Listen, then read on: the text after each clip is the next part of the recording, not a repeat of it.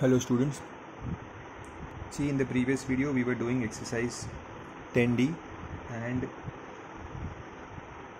we had completed question number 9 till question number 9. Let's do the question number 10. The 11th question is omitted. Okay, so let's do question number 10. The hint for this question, as this is a very typical question, the hint is also given to you. I'll explain you what the hint is. Angles of a polygon are in AP. Angles of a polygon. They have said polygon. Polygon means what? Fixed नहीं है कितने sides है. Polygon है 3 हो सकता है, 4 हो सकता है, 5 हो सकता है, 6 हो सकता है. We don't know how many sides. Okay. तो polygon with n sides. So हमें नहीं पता कितने sides है, तो I am taking it as n sides with common difference 5. So common difference is given is 5. If the smallest angle is 120, smallest angle means the first angle basically. So the smallest angle is 120. Find the number of sides of the polygon.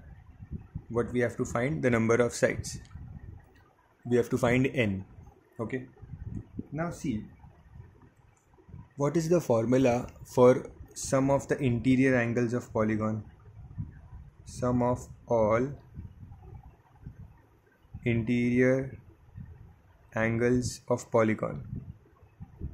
Sum of all interior angles मतलब समझो for example like this is a random polygon and इसके सारे interior angles को मैं जब add करूँगा, ठीक है, 9th standard में those who have concise textbook, they had done this sum, this chapter, that when you add all the angles, interior angles of a polygon, the formula is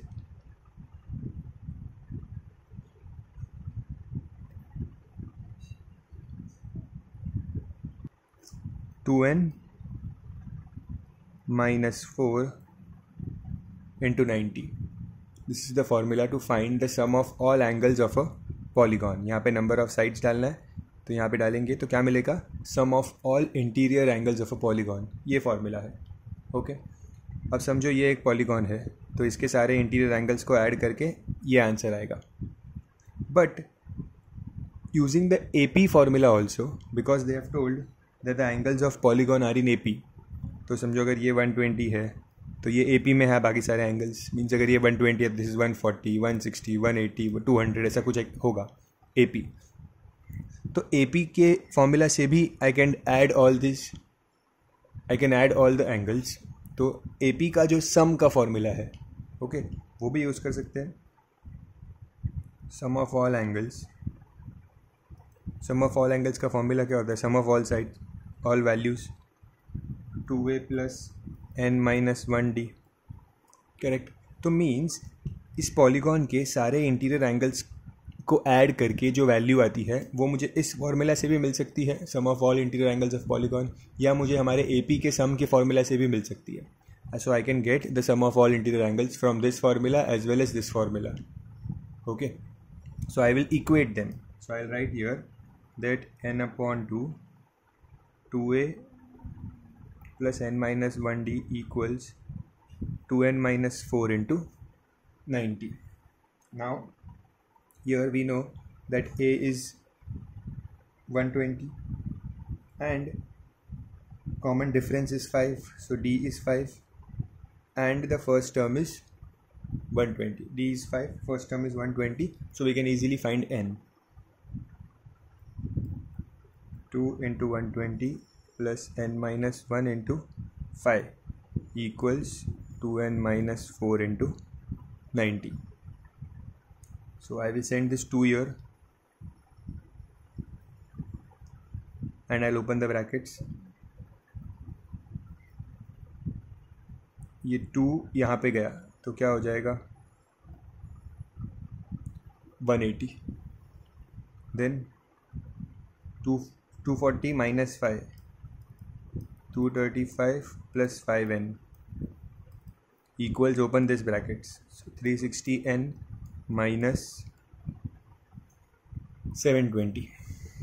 Now shift everything on one side. This will become 5n square plus 235n, ये n को मैंने open किया, bracket open, and I will bring this here, so minus 360n plus 720 equals 0. So subtract this, 360 minus 235, so this will give me 25, 125.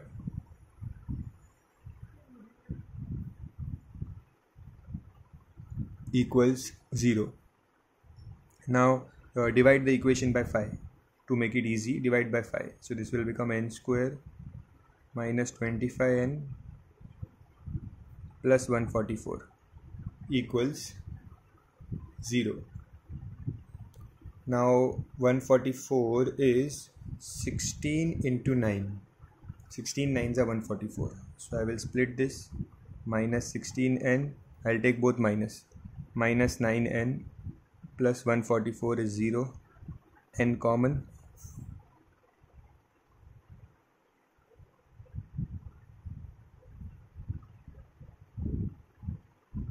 so you will get n as 9 or n is equals to 16. These are my two answers of n. So the number of sides can be 9 or 16. Okay, copy this.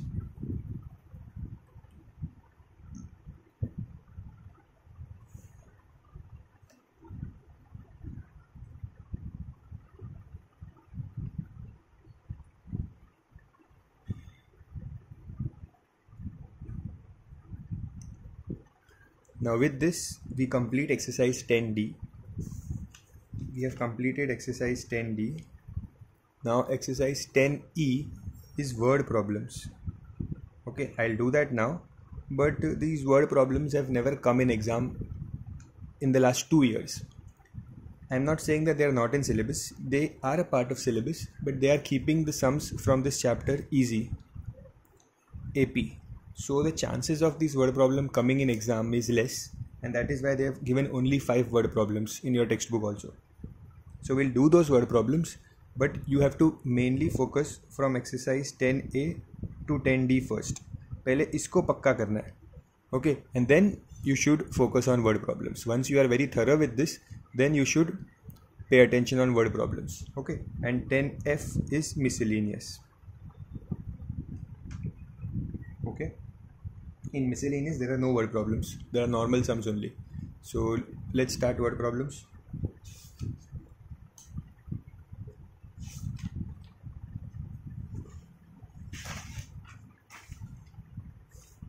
Before that, you know this formula,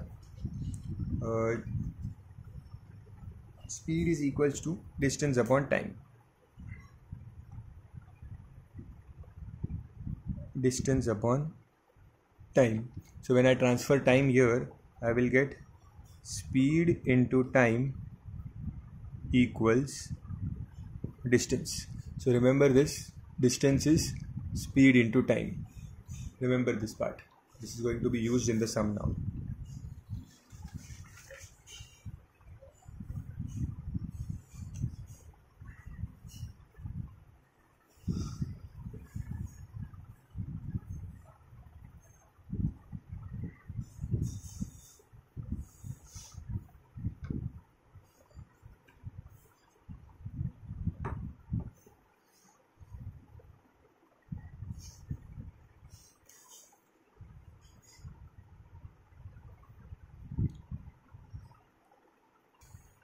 So the first sum, let's see the first sum. अब जो sum का formula है, sum SN, ये जो formula है ये बार बार use होगा हर sum में, okay.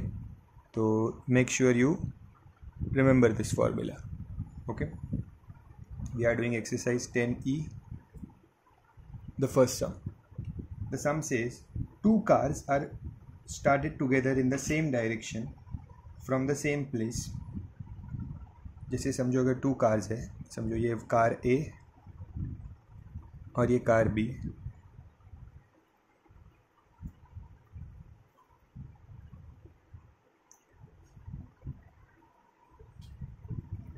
and they are both moving towards each other, okay. the first car goes at a uniform speed of 10 kilometres per our. Means जो फर्स्ट कार है उसकी स्पीड कितनी है, 10 किलोमीटर्स पर आवर. ओके. जो second car है that goes at a speed of 8 kilometres per our in the first hour. मतलब पहले घंटे में, पहले 1 घंटा उसने 8 किलोमीटर्स पर आवर की स्पीड से ट्रैवल किया, thereby increasing the speed by 0.5 kilometres per hour after each succeeding hour. मतलब वो क्या कह रहा है कि हर घंटे के बाद it increase its speed by 0.5. समझ रहा है? पहले 8 किलोमीटर्स पर आवर, फिर 8.5 किलोमीटर्स पर आवर 1 घंटे बाद सेकेंड आवर में, देन थर्ड आवर में 9 किलोमीटर्स हो गया, फिर 9.5 हो गया फोर्थ आवर में. समझ रहा है कैसे बढ़ रही है स्पीड? अब पूछ रहे हैं कि after how many hours will the two cars meet. Okay. तो दोनों कार्स को एक डिस्टेंस कवर करना है, एक कॉमन डिस्टेंस कवर करना है. ओके. अभी नॉट नेसेसरली कि वो कार्स अपोजिट डायरेक्शन में ही होगी. For example the cars are moving means both the cars are travelling. दोनों कार्स साथ में स्टार्ट हुए हैं. ठीक है, दोनों कार्स साथ में स्टार्ट हुए हैं. अब वो कितने घंटे बाद मिलेंगे एक दूसरे को? After how many hours will the cars meet. जैसे अभी 10 घंटे के बाद ये कार ने 10 घंटा ट्रैवल किया, ये कार ने 10 घंटा ट्रैवल किया और वो दोनों मीट हुए. ओके. तो वो पूछ रहे हैं कि कितने घंटे बाद मिलेंगे, how many hours. So what we will take, let the number of hours be n. Number of hours को n ले लेते हैं. ओके. सो कार A ने distance by car A, distance क्या होता है, speed into time. Car A की speed क्या थी, 10, यूनिफॉर्म स्पीड थी, और टाइम कितना है, n आवर्स. तो कार A ने कितना डिस्टेंस ट्रैवल किया, 10n. ओके.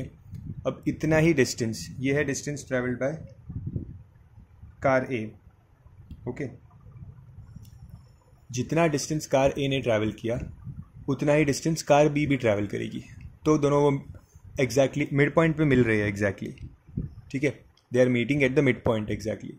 सो जितना डिस्टेंस कार A ने ट्रैवल किया उतना ही डिस्टेंस कार B भी ट्रैवल कर रहा है. तो कार B का डिस्टेंस कैसे फाइंड करें? कार B का डिस्टेंस कैसे मिलेगा? पहले 1 घंटे में 8, फिर 8.5, फिर 9, फिर 9.5, फिर 10, फिर 10.5, ऐसे करते करते ऐड करते जाना पड़ेगा सबको. और इसको ऐड करना मतलब this is nothing but a AP. 8, 8.5, 9, 9.5, 10, 10.5, ये एक AP है. तो AP का ऐड कैसे करते हैं, AP का सम कैसे फाइंड करते हैं? इस फॉर्मूला से. Correct. So you have to write there that speed of car B is in AP. So distance traveled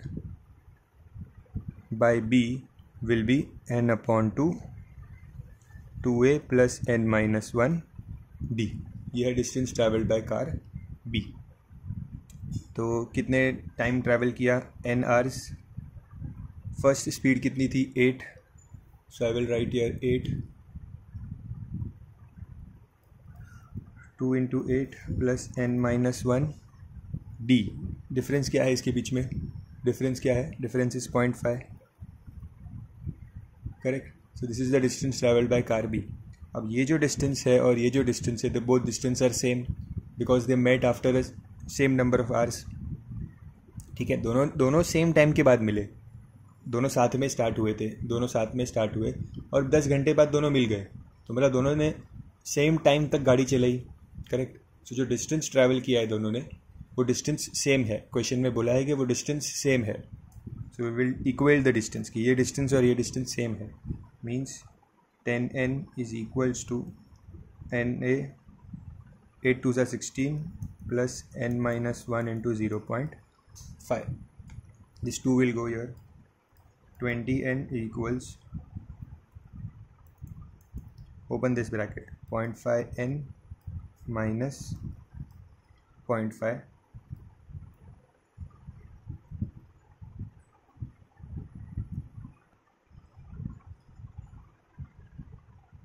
16 minus 0.5 is 15.5 plus 0.5 n. Now you can solve this sum very easily. इस n को divide कर दो यहाँ पे.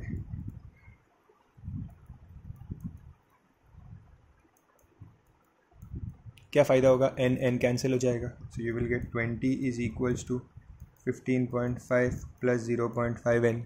Now this 15.5 will get subtracted.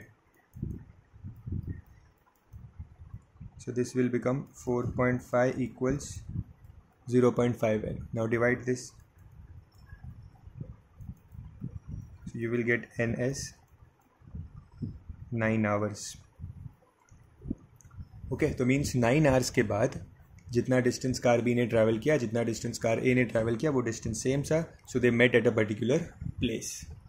Okay, question का meaning क्या था कि एक्चुअली उनको दोनों को एक डिस्टेंस ट्रैवल करना था, समझो एक जगह पे, और वो जो डिस्टेंस था that distance was same. Car A ने सेम स्पीड से ट्रैवल किया पूरा, बट कार बी ने अलग अलग डिस्टेंस से ट्रैवल किया. पहले 8 किलोमीटर अलग अलग स्पीड से ट्रैवल किया. ओके, बट दोनों ने सेम डिस्टेंस ट्रैवल किया है. Okay, and same number of hours के लिए किया था. So I hope this is clear. Copy the sum.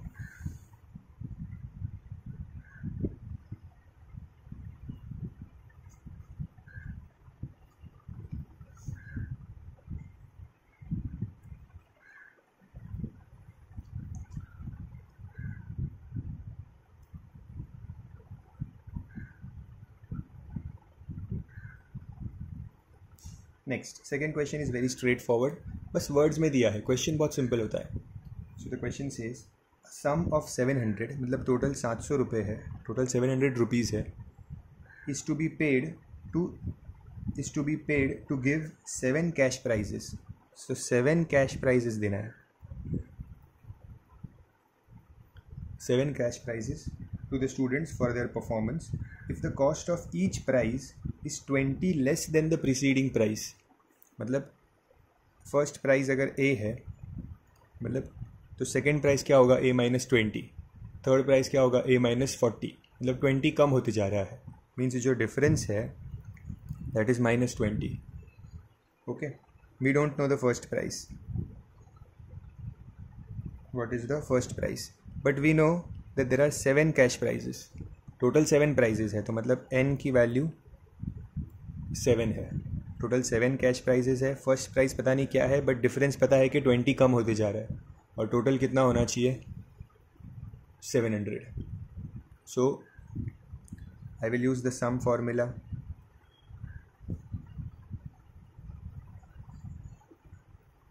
सम की जगह पे मैं लिख दूंगा 700. Total there are 7 prizes. First price I don't know.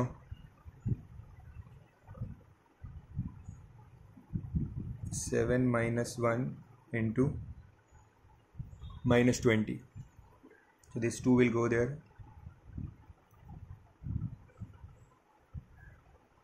Open this bracket. Minus 20 into 7. Minus 40 plus 20. Oh sorry, this will become 6 and this will directly become minus 120. Unnecessarily I open the bracket. 7 minus 1 is 6, फिर 6 into minus 120. ठीक है, अब कर लिया तो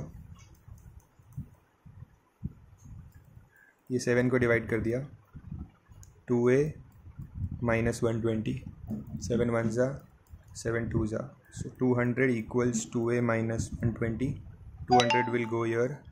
320 equals 2a. So a is 160. अगर A 160 है तो फर्स्ट प्राइस 160 हुआ. Okay, and if the first price is 160 you can find the remaining price. First price अगर 160 है तो सेकेंड प्राइस क्या होगा? 20 लेस, मतलब 140. थर्ड प्राइस क्या होगा? 120, फिर 100, फिर 80, 60 एंड 40. क्योंकि टोटल 7 प्राइजेस है.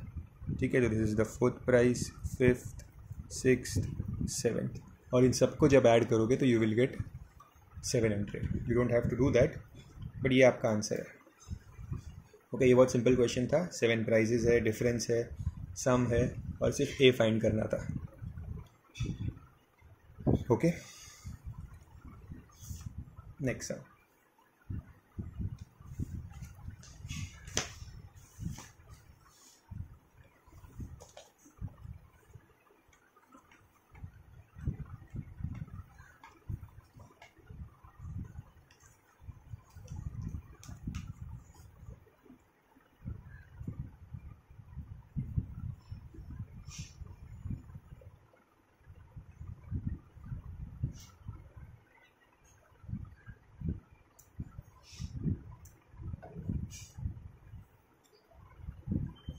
Third sum you can try it on your own. In fact, I'll do it, but you can pause the video and try it on your own. It is very easy. Everything is given in words.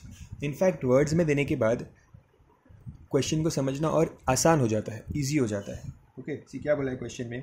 N article can be bought by paying 28,000 at once.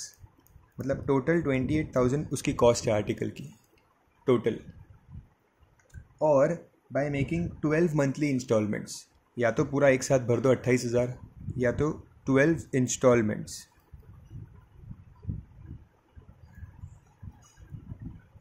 12 instalments में भरने बोला है, option है. And 12 instalments में भरना है. The first instalment is 3,000 and every other instalment is 100 less than the previous one. मतलब अगर पहला इंस्टॉलमेंट 3,000 है तो नेक्स्ट होगा 2,900, फिर नेक्स्ट होगा 2,800. 100 रुपये कम है नेक्स्ट इंस्टॉलमेंट. आपने पहले एक फर्स्ट इंस्टॉलमेंट 3,000 दिया, next installment 2,900, then next installment, then next installment and so on. So ये एक एपी बन गया, करेक्ट, जहाँ पे डिफरेंस क्या है? -100. एंड 12 इंस्टॉलमेंट्स है, दैट मीन्स एन की वैल्यू इज़ 12. एंड टोटल कितना पैसा चुकाना है? Total amount to be repaid is 28,000. So this is your sum. These are your values. You can easily find the what is to be asked. Okay, so yes. Wait a minute. एक चीज़ समझनी है यहाँ पे कि अगर आप directly खरीदोगे तो आपको 28,000 पे करना है. बट अगर आप इंस्टॉलमेंट्स में खरीदोगे, याद रखना कोई भी चीज़ when you buy in installments the thing becomes expensive.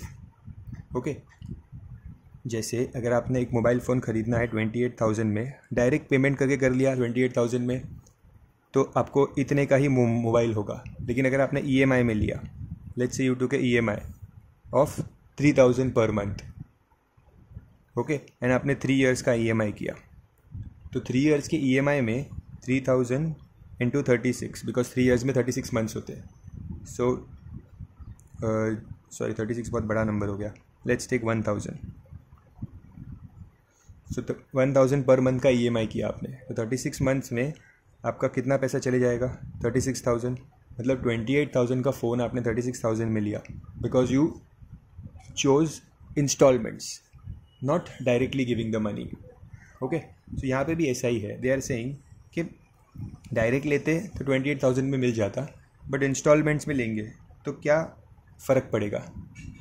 Okay, so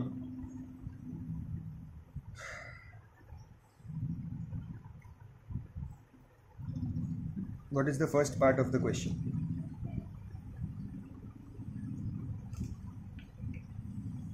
First part of the question is the amount of installment paid in the 9th month. 9th month में कितना इंस्टॉलमेंट पे किया है, क्या वैल्यू है 9th मंथ की? तो basically ये हमारा AP है, दिस इज़ आवर AP, और इसका 9th टर्म फाइंड करना है. 9th term means Tn is A plus n minus 1D. 9th term find करना है. A इज़ 3,000, n को 9 ले लेंगे और डिफरेंस को -100. Okay, so 3,000 plus 8 into -100, that is 3,000 minus 800. 9th instalment is 2,200. समझ रहे हो? 9th इंस्टॉलमेंट मतलब ये फर्स्ट, सेकेंड, थर्ड, फोर्थ से नीचे जाएंगे, तो 9th इंस्टॉलमेंट कितनी है? 2,200. ओके, इसके बाद क्या पूछा है? Total amount paid in the instalment scheme. तो टोटल 12 इंस्टॉलमेंट्स भरे हैं, तो टोटल कितना पैसा भरा? That means we have to find the sum. Sum means S12. Total 12 instalments में कितने पैसे भरे? ओके, सो देखो इसका यूज़ नहीं हुआ है अभी तक, इसका कुछ यूज़ नहीं है. ये क्यों दिया है वैल्यू? सो दैट आपको समझ में आए कि व्हेन यू पे डायरेक्टली यू पे लेस, बट व्हेन यू पे इन इंस्टॉलमेंट्स यू पे मोर. ये आपको पता चलेगा अभी. सो n/2 2a plus n-1d. So n is 12,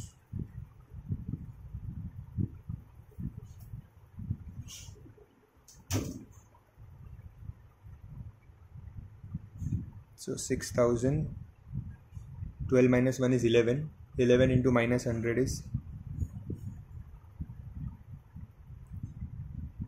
6.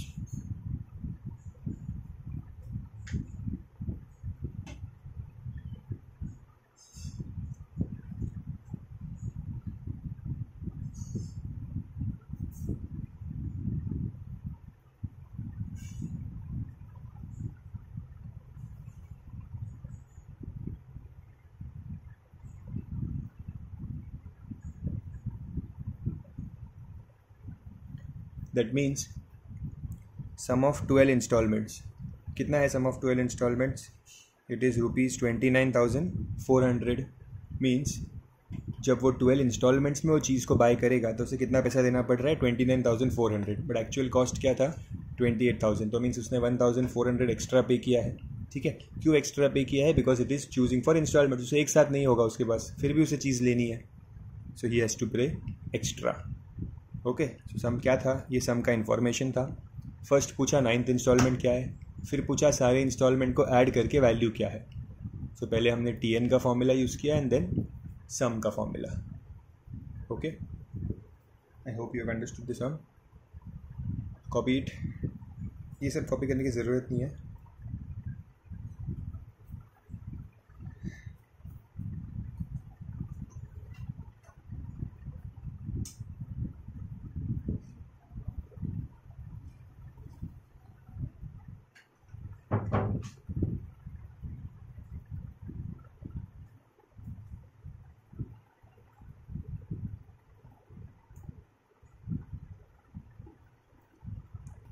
The fourth sum is very easy now. Fourth and the fifth, both sums are very easy. Straightforward sums. The manufacturer of TV sets produced 600 units in the third year. 600 units in the third year. मतलब ठीक है, आगे भी पढ़ लेते. And 700 units in the 7th year. Third year में 600 units, 7th year में 700 units. इसका मतलब क्या है? T3 is 600 and T7 is 700. समझे? थर्ड ईयर में कितने यूनिट्स किए? 600 यूनिट्स. एंड 7th ईयर में 700 यूनिट्स. बिकॉज एवरी ईयर कुछ ना कुछ यूनिट्स हो रहा है. तो थर्ड, तो मतलब जो फर्स्ट यूनिट होगा, फिर सेकेंड यूनिट होगा, फिर first year, second year, third year, fourth year. तो थर्ड ईयर की वैल्यू है 600 यूनिट्स और 7th ईयर की वैल्यू है 700 units. Okay, now they are saying assuming the cost of production increases every year by fixed number, find the production in the first year. Means we have to find A. First year find करना है. तो हमें पता है कैसे करते हैं. T3 दिया है, T7 दिया है. T3 means A plus 2D. Correct. A plus 2D is 600. A plus 2D is 600. And A plus 6D. 7th term means A plus 6D. That is 700. Subtract. Minus 4D equals minus 100. So D equals 100 upon 4. That is D equals 25. अब अगर D 25 मिल गया तो I can easily find what is A. So let's substitute here. A plus 2D equals 600. So A plus 2 into 25 equals 600. 25 into 2 is 50. 50 यहाँ पे जाके minus होगा. So A is 600 minus 50. So A is 550. Okay, अब A और D दोनों मिल गया. Now we have to find, this was the first part of the equation. This was the first part of the question. Second part says find the production in 10th year. Production in 10th year मतलब T10 ढूंढना है. तो T10 is A plus 9D. Correct, A plus 9D. तो ये आप ढूंढ लेना. A और D की वैल्यू पुट करना and you find it on your own. Third some, the total production in 7 years. Total production in 7 years. मतलब क्या फाइंड करना है, S7, 7 ईयर्स की प्रोडक्शन को ऐड करना है. S7 means sum of 7 years. So sum का फॉर्मूला क्या है, n होगा 7 बिकॉज 7 ईयर्स का करना है, and sum is n/2. Correct. So sum of 7 years 7/2. A कितना मिला है 550 plus 7 - 1 and difference is 25. So I'll do just one more step, remaining you can do it. This will become 1100. 6 into 25 will become 150. Now just solve, add both of these, then cancel with 2 and multiply with 7. You will get the answer. Okay, pretty simple sum. Copy it.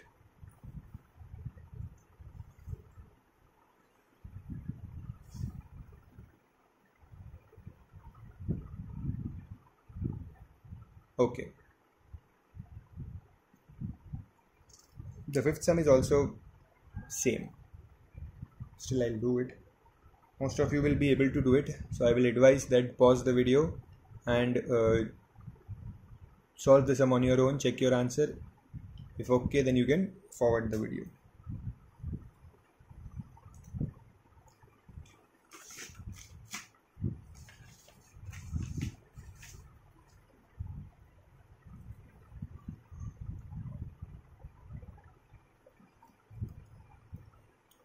Mr. Gupta repays her loan of, कितना loan है 118000, ये उसका total loan है. ठीक है. By paying installments every month. तो ये पूरा लोन था उसका और वो एवरी मंथ इंस्टॉलमेंट देती है. ठीक है. If the installment for the first month is 1000 rupees, first month का इंस्टॉलमेंट है 1000 rupees, and it increases 100 rupees every month. 100 rupees every month increase होता है. मीन्स डिफरेंस क्या है, +100. पहले मंथ में 1000 दिया, नेक्स्ट मंथ में 1100, फिर 1200, फिर 1300. So difference is 100. What amount will she पे एज द 30th इंस्टॉलमेंट. पूछा है कि 30th इंस्टॉलमेंट जो होगा उसका अमाउंट क्या होगा, 30th इंस्टॉलमेंट कितनी होगी. That means we have to find T30. Okay. So T30 equals, मतलब n की वैल्यू 30 है, 30th इंस्टॉलमेंट कितना होगा वो पूछा है. फर्स्ट इंस्टॉलमेंट 1000 है, नेक्स्ट इंस्टॉलमेंट 1100, फिर 1200 ... तो 30th इंस्टॉलमेंट कितना होगा वो पूछा है. So that is a + 30 - 1d. a कितना है 1000 + 29 × 100.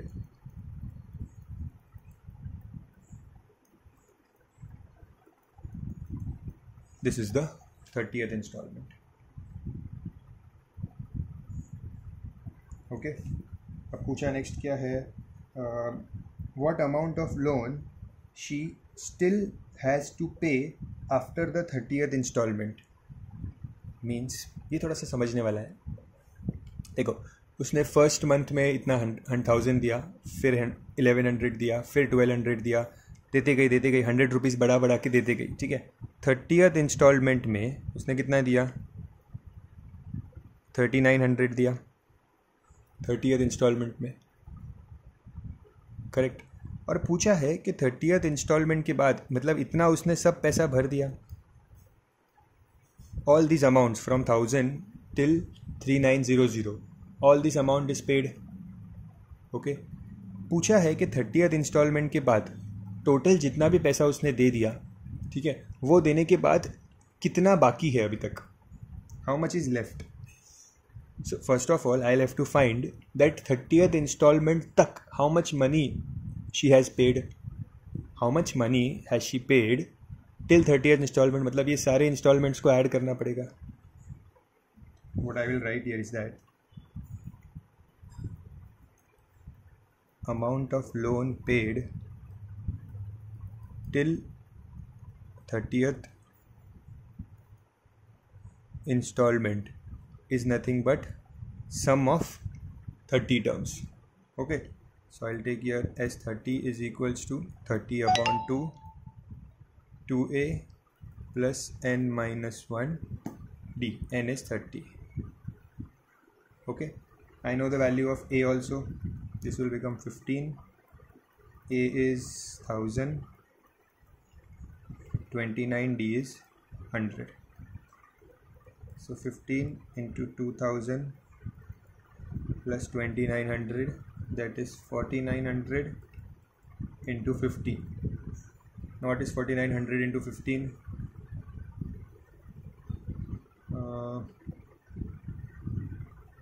73,500 मीन्स 30th इंस्टॉलमेंट तक कितना पैसा उसने भर दिया? 73,500 is paid already, therefore 73,500 is already paid. Okay, so the amount left to be paid, कितना बाकी है अभी? अमाउंट लेफ्ट इज, कितना देना था टोटल? 1,18,000 देना था. इसमें से 73,500 is left, sorry is paid. So the pending amount is 44,500. This is your answer. Okay, I hope this is clear. If any doubts, you can mark it. We'll discuss it later. With this, we complete the AP. Next chapter which we'll start is quadratic, the 5th chapter from Concise. That's it for today. Thank you, students.